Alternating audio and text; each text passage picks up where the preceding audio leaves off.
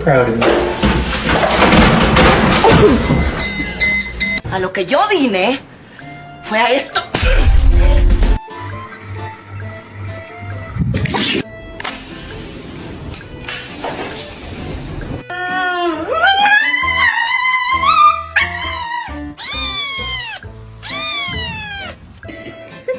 I love you.